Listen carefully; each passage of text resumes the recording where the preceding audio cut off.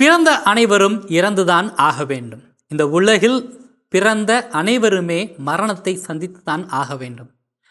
ஆனால் மரணம் வருகின்ற பொழுது கூடவே ஒரு பயமும் ஆட்கொண்டு விடுகிறது. ஏனென்றால் மரணத்தை பார்த்தால் ஒரு விதமான பயம்.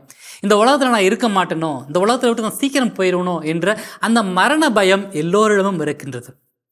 எல்லாருமே மரணத்தை தைரியத்தோடு ஏற்றுக்கொள்வார்களா என்றால் நிச்சயமாக இல்லை. ஏன்னா எல்லாருக்குமே சாவு பயம் அப்படிங்கிறது கண்ணில் காட்டிட்டாங்க அப்படின்னா அந்த சாவு பயம் இருந்து கொண்டே தான் இருக்கும். ஆனால் இன்றைய நற்செய்தி வாசகத்தில் இயேசு கிறிஸ்து தன்னுடைய சாவை முன்னறிவிக்கிறார். இரண்டாவது முறையாக முன்னறிவிக்கின்றார். எதற்காக என்றால், நான் சாக தயாராகிவிட்டேன், என்னுடைய மரணத்தை நான் எதிர்கொள்ள தயாராகிவிட்டேன் என்று ஒரு அறிவிப்பு விடுகின்றார். தன்னுடைய சீடர்களுக்கு அவர் அறிவிப்பு விடுகின்றார். இறைவன் அவர்களுக்கு உணர்த்த விரும்புகின்றார், நான் மனிதனாக பிறந்தேன், மரணத்தை சந்தித்தே ஆக வேண்டும். நான் இல்லாத பொழுது நீங்கள் எப்படி இருப்பீர்கள் என்று ஒரு தைரியத்தை அவர்களுக்கு கொடுக்கின்றார்.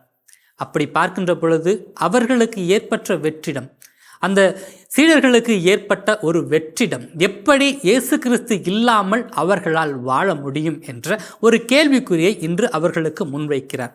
ஏனென்றால் என்னோடு இருக்கின்ற பொழுது நீங்கள் நிச்சயமாக இன்னல்களையும் இடர்பாடுகளையும் பிரச்சனைகளையும் சந்திக்க நேரிடும். அப்பொழுது நீங்கள் என்னோடு இருக்கின்றீர்களா என்ற ஒரு கேள்வியை எழுப்புகின்றார்.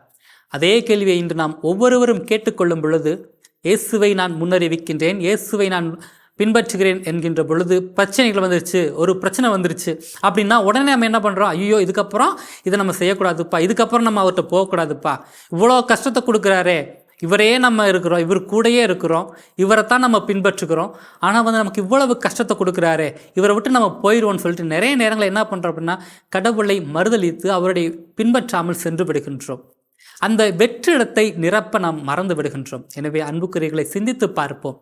இயேசுவோடு இருக்கின்ற பொழுது பிரச்சனைகளையும் இன்னல்களையும் ஏற்றுக்கொள்ள தயாராக இருக்கின்றோமா? எவ்வளவு போராட்டங்கள் வந்தாலும் இயேசுவோடு இருக்கின்றோமா? சிந்தனைகள் உங்கள் வசம்.